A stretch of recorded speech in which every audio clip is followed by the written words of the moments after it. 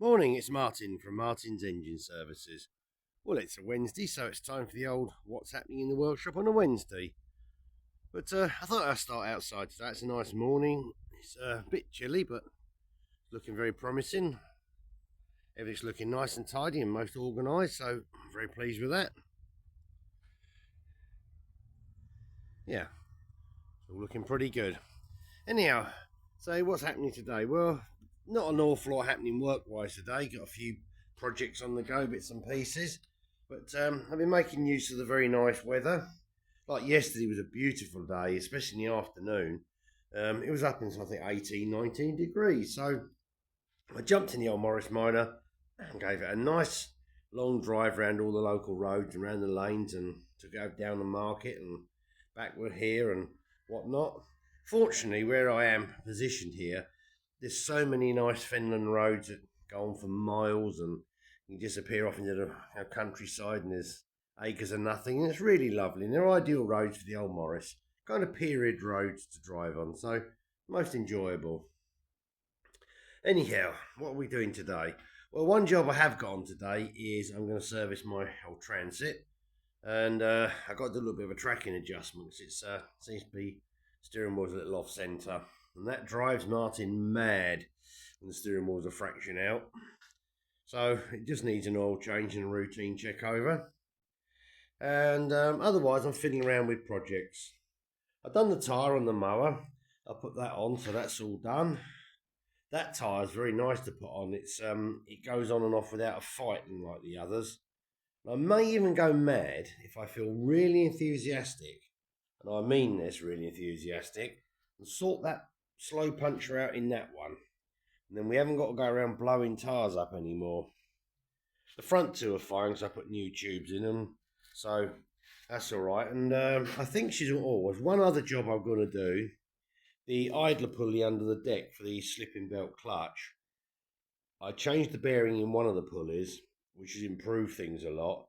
But the other one I have greased. It's a little grumbly, so I've just ordered up a couple of bearings. Because what tends to happen as the pulley vibrates, it makes this pedal jangle around, and the belt sort of oscillates a bit, and it doesn't help the transmission. So I'm going to do that. You can buy the whole pulley for about 12 quid, but there's a variation in these, and I've discovered if the bearing is actually kind of pressed into the plastic and they kind of clench the plastic over. But I discovered if you just carefully machine the shoulder away, the bearing presses in and out. So we shall repair that. Otherwise, she's fully operational and ready for them leaves. So that's another job completed. Yes, there's some tea on the go, which is, as you know by now, is a normal thing. And on the bench here, there's bits of collection of angle iron and stuff. I'm actually about to start making a small garden trailer to tow behind this or the other behind the wheel horse. And I thought, well, it's something I've always needed. And I've always kind of improvised using a sort of four-wheel engine trolley with a bit of an old bucket attached to it. And I thought, Martin, you have the facilities, make a trailer. So what I've decided to do, I've just ordered some wheels. I was looking around for some used wheels or mower wheels or whatever. You can buy a heavy duty wheel. It's a steel rim. It's got a little 4-ply tyre on it. Inner tube comes with it. Delivered for £9.45 each. And they're about wheelbarrow size. They're for industrial sack trolleys and stuff. I thought, perfect. So I'm just going to make up a angle arm frame, angle arm corners, and screw some bits of old ply in there and make up an axle. These wheels are actually good because they do come with some a whole set of nylon bushes to take up different axle sizes, so I can soon find an axle. But I've been looking at old trailers to pick up £20-30, and I thought, Martin, just make one. I can make it the same width, but fortunately, width-wise, this machine is exactly the same width as the wheel horse. So I'll obviously make the trailer to fit slightly inboard of that, so everything will all fit. In where I've got some gaps behind buildings to get in and whatnot. So I thought, right, let's get creative.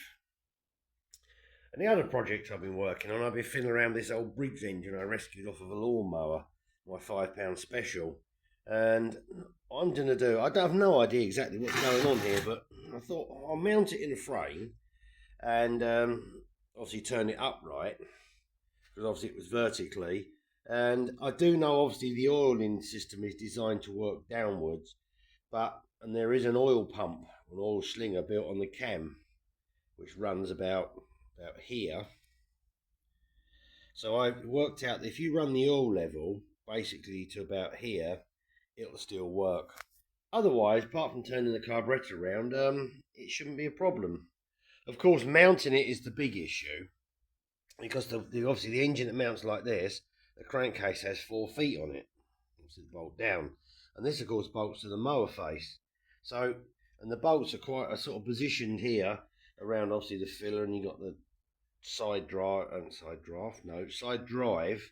which I'm just going to blank off. So I've had to create this truly amazing, it's not really geometric. Now another big word, see, hang on, it's getting serious. There's geometric, we had articulation and patination. Wow.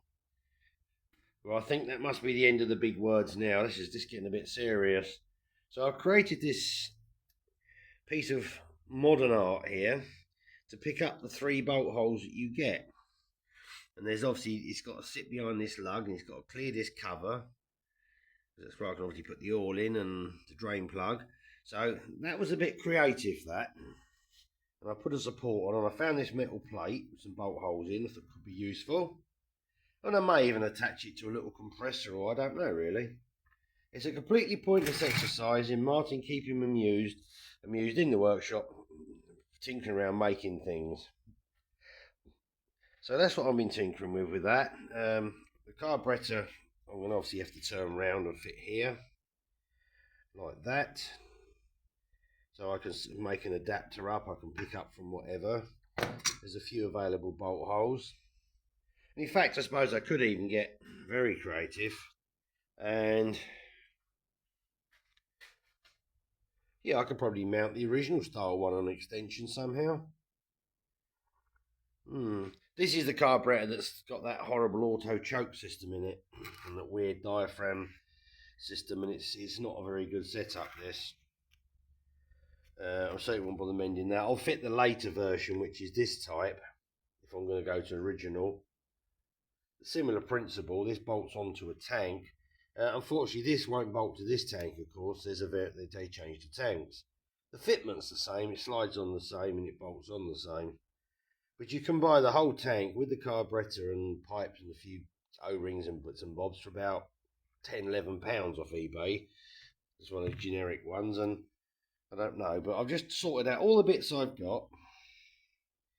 And obviously it needs a flywheel, because obviously on the lawnmower it'll have a blade on it. And you don't want to try and start one of these without the flywheel, because it will kick back and it's horrible. Now this is the front pulley off of a 1.9 diesel Citroen Dispatch, which has already been modified to fit on a stationary engine, slightly bored the middle out. And it just so happens that the old Boss here, which was attached to the mower blade, disc thingy where it was, this will nearly fit through there.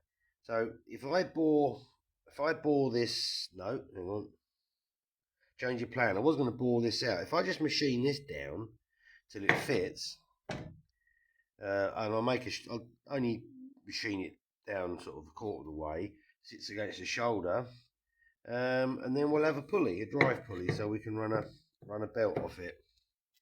So I have no idea exactly why I'm doing this, but it's kept me amused, and it was the old bits were laying around, and I dug out all the Briggs bits I had, and I thought, we'll have a tinker. If nothing else, it makes an impressive piece of modern art, which I'll probably win an award for. I've got to put another support, obviously down here, like I've put here, to support the frame, because obviously it tendency to wobble a bit. And there is another bolt hole here. I could possibly pick up a bracket if I needed to, but I think that'd be alright. It'll be okie dokie. I say the drive gear and shaft I've deleted for now, although it's only held in by a pin. So it's only a 1/2 inch. I'll make a 1/2 inch shaft and just stick it in there, block that off. And the only other thing I've got to do is where the dipstick would come up normally. I've just got to blank that off. The 3/4 Whitworth thread in there, so I can just find a bolt and screw that in. And in fact, it does actually work out that if you fill the crankcase up to the bottom of this hole, the bottom of this what was the drain plug, it's about as high as the oil needs to be for the oil slinger. So it's almost worked out quite well. I have got another one of these covers actually, but it hasn't got this set up on here. But unfortunately, the camshaft it requires is shorter, and that would mean machining the end of this camshaft off, taking the gear off, machining the cam down, and then of course you've got to work out the infloat. And I thought, no, leave it as original, because there are, I don't want to start messing around like that.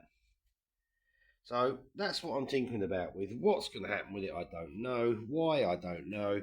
But Martin's quite happy. So I'll be tinkering with that. Planning out the trailer. Can't do much obviously till the wheels arrive. And work out the height in the axle. But that'd be a nice little project. And I like making things like that. So I might do my tyre. And I'm going to finish my tea. And then I'm going to go and start servicing the transit. So that's what I'm up to today.